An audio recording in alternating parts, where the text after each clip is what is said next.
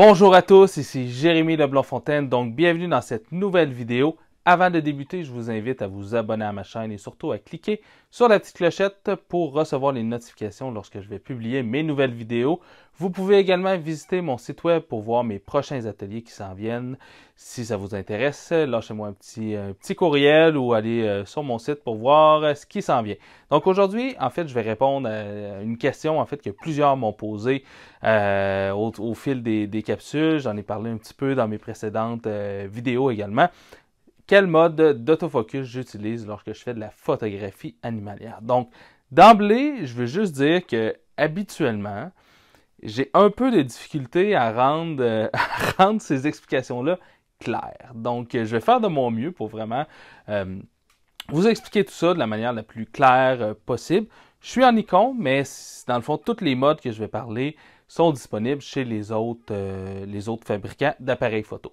Donc, d'abord, il y a deux grands modes principaux, dans le fond, qu'on retrouve chez les boîtiers. Donc, on a le mode autofocus simple, le single avec AFS avec Nikon, one shot avec Canon. Bon, il y a différentes dénominations de ce mode-là, mais c'est toujours la même chose. Dans le fond, c'est quand on appuie sur la mise au point se fait et elle arrête tout simplement. Et le deuxième mode, c'est le mode continu. AFC avec Nikon, AI Servo avec Canon. Donc, à ce moment-là, c'est que la mise au point va se faire en continu, sans arrêt. Donc, c'est surtout utilisé pour justement la photographie animalière, photographie de sport, tandis que le AFS, le mode one shot, va être utilisé pour faire du portrait, faire différents autres types de photographie. Donc, mon setup, en fait, pour la photographie animalière, j'utilise une certaine technique, en fait, qui me permet d'avoir les deux modes dans un. Donc, pourquoi c'est pratique? Parce qu'en fait, c'est par exemple, si on fait un animal qui bouge, un oiseau en vol, donc on veut utiliser le mode continu, puis ensuite, on a notre animal ou un autre sujet qui est statique, donc qui ne bouge pas, puis là, on est encore en mode continu. Donc, si on prend la chance de tomber en mode AFS, donc en mode one-shot, et là, on fait notre photo et notre animal, notre sujet ou un autre sujet apparaît puis il est en train de bouger. Et là, il faut rechanger de mode en mode continu. Donc là, il y a quand même un grand risque en fait de manquer ses photos, de rater ses photos étant donné qu'on n'est pas dans le bon mode d'autofocus. C'est la même chose un peu avec la photo de sport. Si par exemple vous photographiez une partie de hockey, vous avez de l'action puis ensuite vous avez, il y a un arrêt de jeu, vous avez le gardien de but qui est là. Et qui fait quelque chose, peu importe, il est à côté sur son but, vous voulez prendre une photo, c'est sûr que ça se peut que vous vouliez être en mode AFS. Donc, comment on fait en fait pour avoir les deux modes dans le même? En fait, moi, j'utilise d'abord un petit bouton ici qui est à l'arrière qui s'appelle AF On. Donc, les boîtiers pro, généralement, vont avoir le bouton AF On directement sur le boîtier. Il y a certains boîtiers, comme je regarde, je filme avec mon D600 par exemple. Lui, en fait, c'est un bouton qui est marqué AEL, AFL. Donc, c'est Auto Exposure Lock, Auto Focus Lock. Donc, en fait, ça, c'est l'inverse. Ça vient barrer l'autofocus. Donc, cependant, dans les menus, on peut aller réassigner ce bouton-là pour lui donner la fonction AF On. Donc, ce que ça permet d'abord d'utiliser, si vous allez voir des vidéos en anglais, c'est le Back Focus, Autofocus. Donc, le iPhone à l'arrière du boîtier, ça permet vraiment d'avoir, parce que traditionnellement, quand vous recevez votre caméra, la mise au point se fait sur le déclencheur ici. Donc, vous appuyez à mi-course, ça fait la mise au point, et ensuite, on clique pour prendre la photo. Tandis que lorsqu'on assigne la mise au point sur le bouton à l'arrière, on appuie ici, donc pour faire la mise au point, et ensuite, on déclenche. Certains boîtiers, comme celui-là, on peut en fait laisser la mise au point sur les deux, donc et à l'arrière et sur le déclencheur.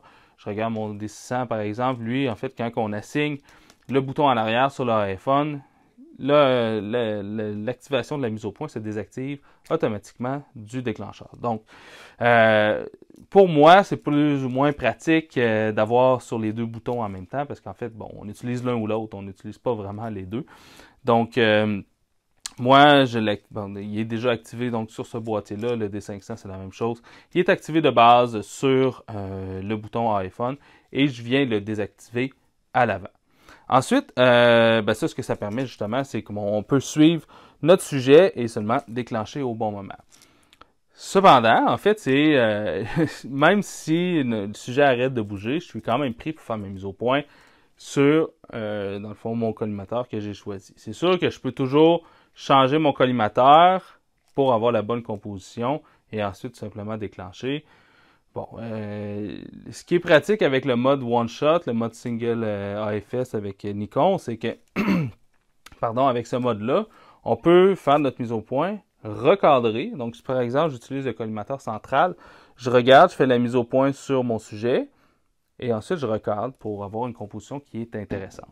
Donc, c'est principalement bon, une des manières d'utiliser le mode One Shot, le mode AFS. Donc, comment avoir ça avec le mode AFC sans avoir à changer de mode? Avec Nikon, on peut aller dans les menus des réglages d'autofocus et on peut lui dire, en fait, en mode AFC ou mode AFS aussi, il y a cette fonction-là, c'est quoi la priorité. Donc, si par exemple, lui dit, en fait, on a trois choix, on va avoir la priorité mise au point, priorité déclenchement et la priorité, bon, les deux ensemble. Si on lui dit, bon, mettons en priorité mise au point, si en fait l'élément qui se trouve sur mon collimateur n'est pas au point, donc la mise au point n'est pas effectuée sur cet élément-là, l'appareil ne voudra pas prendre de photo. Donc, si par exemple j'ai mon objectif qui est à l'avant, ma photo est floue, l'appareil ne voudra jamais déclencher. Donc ça, c'est super pratique justement quand par exemple on fait, mettons, du portrait. Donc on va être sûr d'avoir une mise au point qui est très précise sur notre sujet. Sauf que ça a des inconvénients parce que si jamais, mettons, on a une scène d'action où la mise au point, bon, patine beaucoup, ça se peut que l'appareil pense que la mise au point n'est pas réglée au bon endroit alors qu'elle l'est. Moi, ça m'est arrivé souvent. Il y a beaucoup de photos que si j'avais utilisé ce mode-là, et que j'aurais pas pris finalement, et alors que finalement, je les ai pris et ils étaient bonnes. Donc, ensuite, bon, on a le mode déclenchement. Donc, ça, ce que ça fait dans l'appareil, c'est que peu importe si c'est au point, si la mise au point est réalisée ou non, l'appareil va déclencher.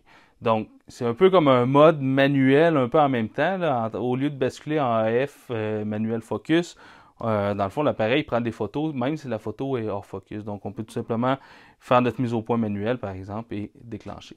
Donc, ça, ce que ça fait, en fait, c'est que je peux faire ma mise au point en mode continu sur mon sujet. Je peux recadrer et je peux déclencher à ce moment-là. Donc, j'ai un semblant, donc c'est pas exactement la même chose, mais j'ai un semblant du mode single, le mode one shot, en utilisant le mode AFC. Donc, pour faire un petit récapitulatif, si j'utilise le bouton iPhone à l'arrière, j'ai un oiseau qui passe ici, je fais ma mise au point, je prends mes photos.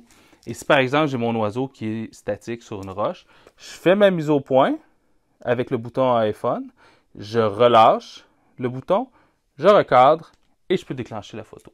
Donc j'ai mes deux modes dans le même mode sans avoir à venir ajuster les réglages à l'intérieur du boîtier. Donc ça permet d'être beaucoup plus rapide, ça permet de ne pas avoir à changer de mode. Donc, les erreurs relatives à ça peuvent être grandement évitées avec ça.